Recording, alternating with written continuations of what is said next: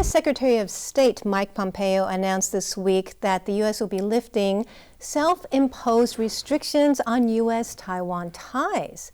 Now, what does that mean? Well, today we have with us an insider, the former director of the American Institute in Taiwan, the de facto U.S. Embassy in Taiwan, Dr. William Stanton. He's currently the Vice President of National Yangming University. Thank you, William, for coming. Thank you so much. So tell us, what do you think of this decision? How big a deal is this? Well, I think it's a very big deal. Anytime a Secretary of State makes a policy announcement, particularly on a subject that is not often directly addressed by a Secretary of State, I think it's a very big deal. The fact that Secretary Pompeo, particularly only 9 or 10 days before the end of the Trump administration, would make this announcement, I think gives it added importance, because I think it demonstrates that he really wanted to do this before the end of the administration. And the fact that it's actually something that has been sort of up in the air. It's an initiative that really the Congress started back in 2019. So the fact that the Secretary of State actually took up this issue and addressed it, I thought I was quite surprised, and I thought it was very significant. But the big question now is, because it's the end of the Trump administration, what will happen next? Well, can you tell me what you think this really entails, though? What are the implications practically? Yeah, well, that's one of the things we have to recognize, is that a lot of the self-imposed restrictions have slowly disappeared over the years. My understanding is that they first, or at least according to one scholar I've spoken to, they go back to about 1978, when somebody began to work on what it would mean, and the State Department began to work on what it would mean if we broke relations with Taiwan, established them with China, what would be the implications.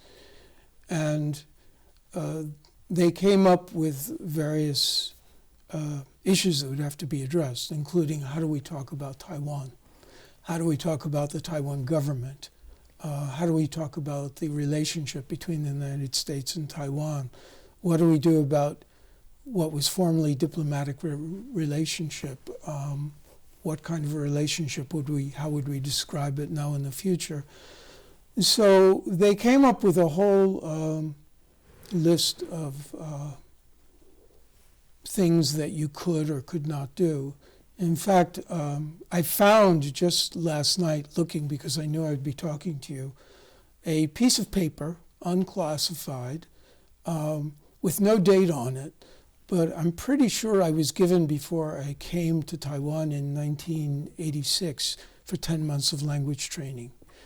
And it was basically, the title of it was Do's and Don'ts in Taiwan, or with regard to Taiwan. And you have that paper with you? Yeah, I do. Can I see it? Yeah, sure.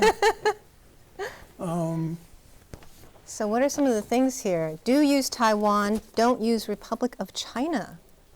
Interesting. Do use economy, island, area, or jurisdiction, don't use country. Yeah, what they didn't take into account, if you ever try to talk about something and you're talking about a country and you don't use the word country, how awkward in English it sounds and how silly at times.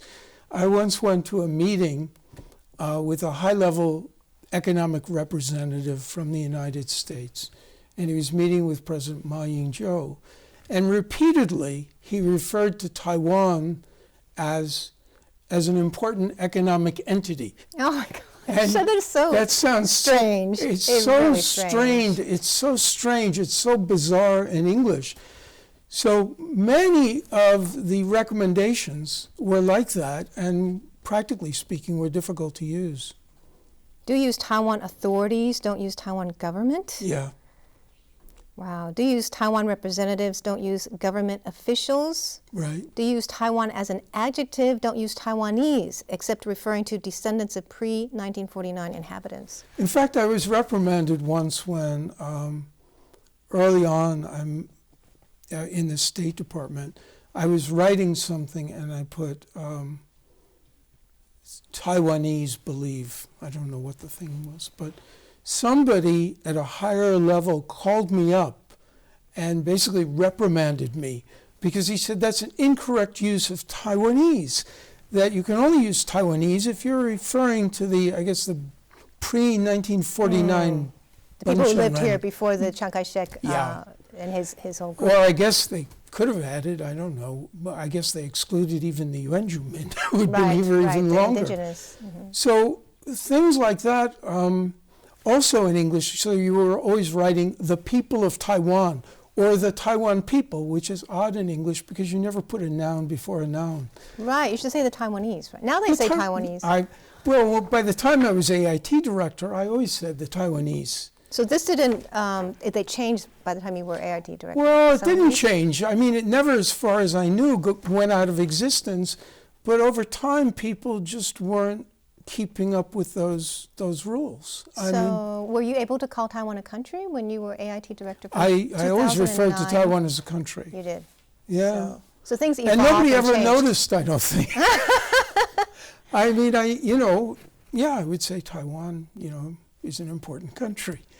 And I would also refer to the Taiwanese government. And maybe I was too insignificant because I never remember even the Chinese government complaining about my usage, much less people in Washington. Pompeo said these are self-imposed restrictions. Are they really just made up by the government, the U.S. government, or were they Beijing giving the U.S. pressure to not do these things? As near as I can tell, they were simply decided on by lawyers in the State Department and in the National Security Council about if we broke relations with Taiwan, what would that mean in terms how we would talk about the relationship, in terms of if we were going to Taiwan and we were an American official. It was our decision to impose these rules. I'm not, the onus was on us, I guess, at that time, but also you have to remember that at that time, we had an entirely different view of our relationship with China. The people who invented, who established relations with China had great hopes for the China relationship. And at that time, everybody saw, I think, China as a more benign country, a country which, like the other Asian tigers, would evolve in a more prosperous, capitalist, and also more democratic direction. So do you think that this shows that the U.S. has given up on seeing China in that way and has decided to not care what they think? I think that's a great extent of it. Certainly the Trump administration, certainly it's not clear. I don't think that's necessarily true of Trump. I don't think he cared that much about Taiwan, my own view is, but Pompeo clearly did. He's remarked more than, on several occasions, about how we need to respect Taiwan and treat it with the dignity it deserves because it's a fellow democracy that respects human rights and rule of law. So, as I say, a lot of these changes or these self-imposed restrictions were eroding or disappearing over time. But I think with Secretary Pompeo, he made it even more definitive. For example, even when I was director of AIT, I know that although there was an instruction, for example, when representatives of Tsai Ing-wen back in the first election, 2016, so it must have been late 2015, they visited Washington. They were not allowed to enter the National Security Council, that building. They met in a cafe across the street. But later on, we know that they were much more flexible. I know that there were assistant secretaries who would meet in their offices with Taiwanese representatives. These rules were broken, actually. They were broken. Broken all the time. They were broken because people said it wasn't befitting the dignity of the Taiwanese to simply tell them to meet in a coffee shop. Also, some of our representatives were quite concerned about security. Sure. If you're in a coffee shop, everything you can say can be picked up by a microphone across the room. What do you think this poses for the Biden administration? Is this a challenge? Is this an opportunity? Will this force them to clarify their stance on Taiwan? It's a great question. In a way, I think it's both. I think it's a challenge because there may be some people who are uncomfortable with the fact that Pompeo did this in the last days of the Trump administration. But there are other people, I think, coming into the administration who may welcome it because it sort of cleans the slate. And they only have to keep those rules that they regard as essential. But when it comes down to some of the rules, for example, the injunction that you can't go to Twin Oaks in Washington, D.C. if you're a senior official.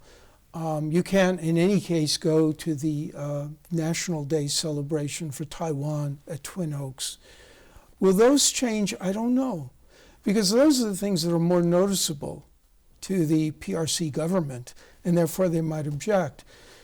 So it's hard to predict. Will they, in fact, now just forget about all these changes? I think I mentioned to you, I wanted to mention to you before that one of the changes I made myself, but I did it with sort of a wink and a nod from Washington, was I was, for the first time, they were always concerned about symbols, and I raised the American flag over AIT.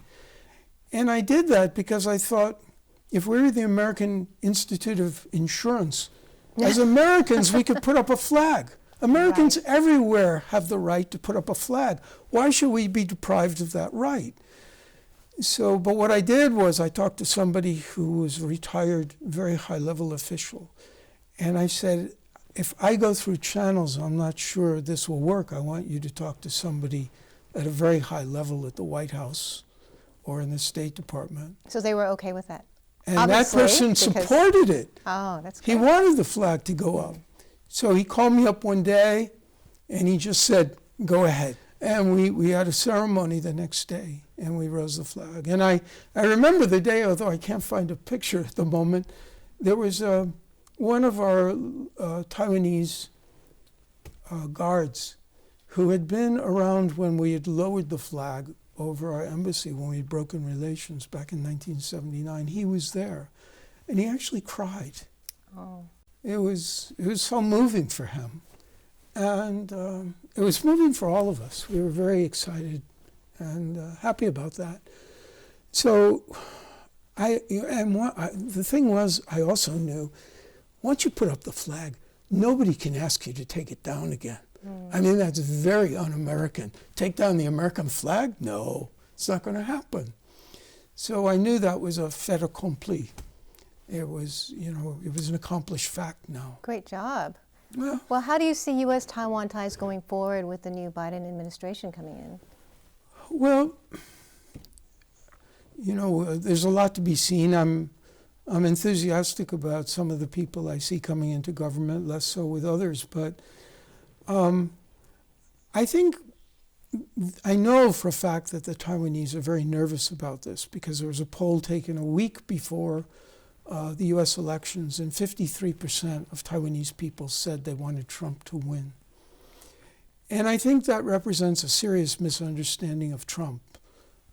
If you look at the John Bolton memoirs that he wrote about his time in the White House, you remember he famously compared Taiwan to the tip of his pen and China to his resolute desk in the Oval Office. And I think in many ways for Donald Trump, with regard to Taiwan, Taiwan was a bargaining chip in his efforts to get a massive trade deal with China, which failed.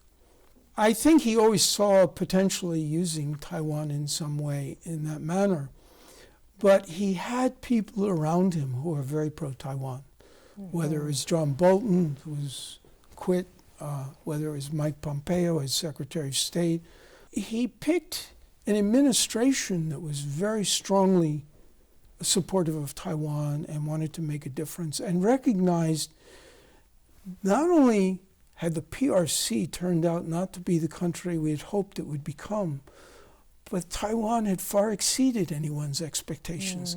I think back in 1979, that's why it was so easy to say, well, we'll break relations with Taiwan, because there was so much hope that this huge country, the People's Republic of China, would transform itself. And everybody underestimated the potential of Taiwan to become a democracy, to become a prosperous economy, to become a center for technology. All of that, we were short-sighted, or at least most of us were short-sighted about what Taiwan's potential would be. So, I may have underestimated Taiwan when I was a student here, but by the time I came back in 2009, I could see the enormous strides that Taiwan had made, economically, socially, politically. It was changing. You could see that. And it was, but America and a lot of our experts didn't see that. Well, it seems that things are going forward with more clarity and hopefully in a positive direction. I hope so, yeah. Well, we noticed that if you look carefully at what Biden said in the past and what he said more recently, he's gotten a lot of criticism because he downplayed the threat from China when he said, oh, those guys, they're nothing for us to worry about, early on when he was running as a candidate. But subsequently, he's referred to Xi Jinping as a thug. He's called attention to the human rights situation in Hong Kong. So I think we're going to move and continue to move in a positive direction with Taiwan. And, under Xi Jinping, China continues to make moves that appeal to no one in America. You have to remember that 73% of the American people now, according to the summer Pew survey this past summer, have an unfavorable view of the PRC. That's the highest it's ever been in history. And even a higher percentage of American people, 77%, have an unfavorable view. They don't trust Xi Jinping to do the right thing in foreign affairs.